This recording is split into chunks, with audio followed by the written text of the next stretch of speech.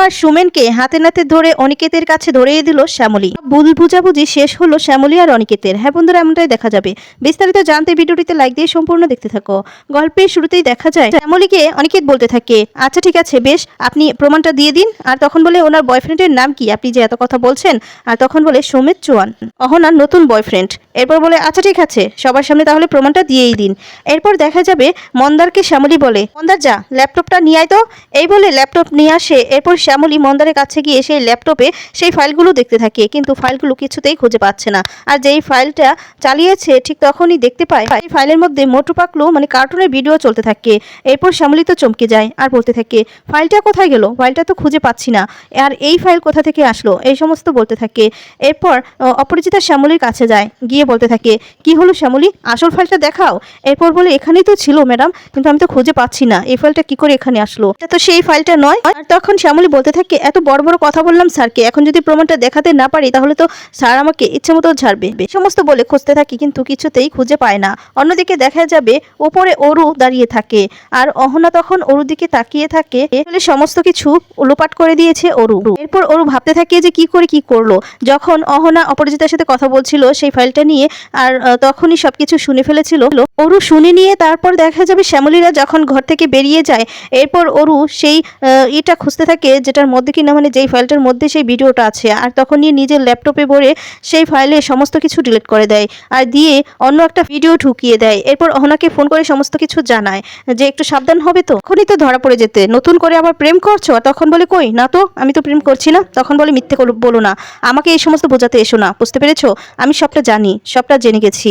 আর তখন বলে, শ্যামলী তো সবকিছু জেনে গেছে, তুমি যে তোমার নতুন প্রেমিককে নিয়ে গিয়েছিলে কোথায় খেতে আর নাচতে, সেখানে কিন্তু শ্যামলী গিয়েছিল, আর শ্যামলী সবটা ভিডিও করে এনেছে, আমি ঠিকমতো সামলাতে পেরেছি, আমি দেখে ভাগ্যের সবকিছু জেনে গেছি। আর তখন অহনা ভয় পেয়ে যায়। অহনা তখন বলে, হ্যাঁ সবটা একটু তুমি সামলিয়ে নাও। এরপর বলে, আপাততর জন্য আমি সামলে নিয়েছি, কিন্তু পরের বার কিন্তু তুমি সাবধান হবে, ঠিক আছে, এমন ভুল যেন আর না হয়। এই সমস্ত বলে ফোনটা রেখে দেয়। এরপর দেখা যাবে শ্যামলী কোনো উপায় না পেয়ে অহনা আর অনিকেতের সামনে যায়, আর যাওয়ার পর তখন তো অহনা রেগে যায়, আর রেগে গিয়ে শ্যামলীকে বলতে থাকে, কি ব্যাপার বলো, প্রমাণ কোথায়, প্রমাণটা দেখাও, কি ব্যাপার এখন দেখাতে পারছো না?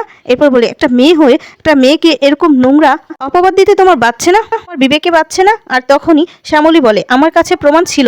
অহনা তখন বলে, এটা তোমার প্রমাণ? হ্যাঁ, তুমি যে মানে তোমার জন্য যে আজকে আমাকে আন্টি চরটা মেরেছে না, এবার মন চাচ্ছে যে সেই চরটা তোমাকে মারি, তোমাকে ফিরিয়ে দেই।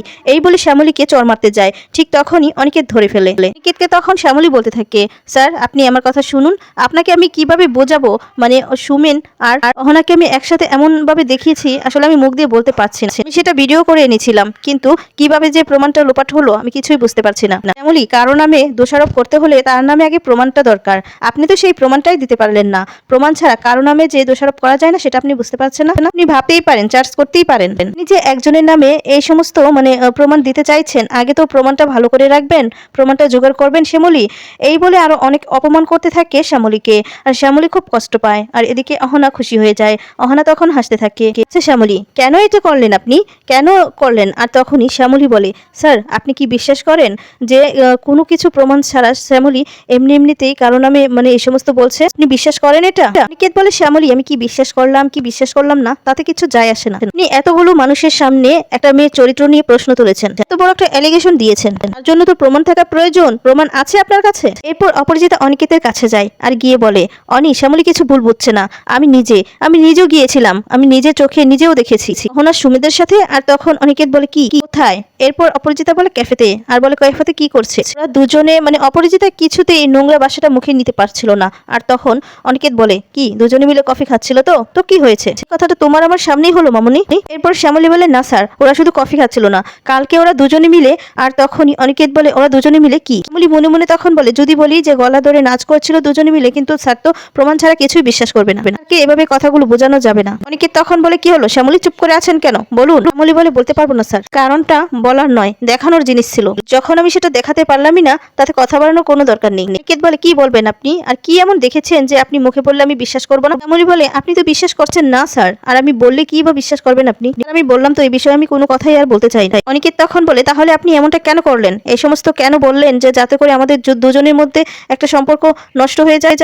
অনেকবার আপনাকে বলেছি শ্যামলী, শুধুমাত্র চিহ্নিত করে ছেড়ে দিবেন না, সলভ করুন, কত বড় একটা দোষারোপ করেছেন আপনি, তার জন্য মিনিমাম আপনার কাছে কোনো প্রমাণ নেই, চরিত্র নিয়ে কথা বলছেন তারপর প্রমাণ ছাড়া। অনিকেত তখন শ্যামলীকে বলে, শ্যামলী প্লিজ আপনি না আমাদেরকে একটু শান্তিতে থাকতে দিন, আপনার কাছে আমি হাত জোর করে বলছি। এই বলে খুব কষ্ট পায় অনিকেত চলে যায়। আর এদিকে শ্যামলী তো খুব কষ্ট পেতে থাকে আর অপরাজিতা শ্যামলীর কাছে এসে বলতে থাকে, শ্যামলী আই এম সরি, আমার জন্য সবকিছু হলো। একথা বলে অপরাজিতাও চলে যায় আর তখন শ্যামলী ওখান থেকে চলে যায়। এরপর দেখা যাবে অনিকেত মন খারাপ করে ঘরে এসে বসে থাকে আর ঠিক তখনই অহনা চলে এসেছে। অহনা এসে অনিকেতকে দেখতে থাকে আর তখন বলতে থাকে, অনিকেতের ল্যাপটপটা তো এই ঘরেই থাকে, আমাকে খুঁজে বের করতেই হবে। তাছাড়া আজকে তো অনিকেতের মনটাও খারাপ, কিন্তু যেভাবেই হোক আমাকে পাসওয়ার্ডটা জানতেই হবে। আর তখনই অহনা ইচ্ছে করে কাঁদতে থাকে আর বলে, ছি আমাকে এভাবে দোষারোপ করলো, আমি ভাবতেই পারছি না। তখন বলে, তার জন্য তো অনেক কিছুই হলো, আমিও তো প্রতিবাদ করলাম, কাদার কি আছে, দূর বাবা ভাল লাগে না। কথা বলে অনিকেত সেখান থেকে বেরিয়ে যায়। বেরিয়ে যাওয়ার সাথে সাথেই দেখা যাবে অহনা দরজাটা লাগিয়ে দেয় আর লাগিয়ে দিয়ে ল্যাপটপটা খুঁজতে থাকে। ঠিক তখনই আলমারিতে ল্যাপটপটা খুঁজে পেয়ে যায় আর খুঁজে পাওয়ার পর কিছুতেই তো পাসওয়ার্ডটা পারছে না। তখন বলে, কি যে পাসওয়ার্ডটা দিয়েছে আমি তো সেটাই বুঝতে পারছি না, আচ্ছা অহনা দিয়ে দেখি। এই বলে অহনা দিয়ে পাসওয়ার্ডটা দেখতে থাকে আর তখন বলে, 3বার অটো ট্রাই করলে তো আবার পাসওয়ার্ডটা যদি অনিকেতের কাছে যদি এই মেসেজটা যায় অনিকেত, তাহলে নিশ্চয়ই পাসওয়ার্ডটা চেঞ্জ করবে আর তখনই তো আমি দেখতে পারবো, আমি বরং এটাই করি। এই বলে অহনা ইচ্ছে করেই পাসওয়ার্ডটা দিয়ে দেয় আর তখনই ভুল বলে। আর অনিকেতের কাছে এদিকে মেসেজ চলে আসে যে অনিকেতের ব্যাংকের অ্যাকাউন্টটা কেউ ট্রাই করছে হ্যাক করার জন্য। আর তখন অনিকেত বলে, ব্যাংকের মেসেজ, দূর। অনিকেত বেশি একটা গ্রাহ্য করে না। তখন অহনা আবারও পাসওয়ার্ডটা চেঞ্জ করতে গেলে এরপর অনিকেতের কাছে আবারও মেসেজ আসে আর অনিকেত তখন বুঝতে পারে, এই মেসেজটা একবার প্রথমবার আসলো মনে করলাম যে এমনিতেই, কিন্তু এখন আবার আসলো, তার মানে আমার ব্যাংক অ্যাকাউন্ট কি কেউ হ্যাক করতে চাইছে? না আমাকে পাসওয়ার্ডটা চেঞ্জ করতে হবে।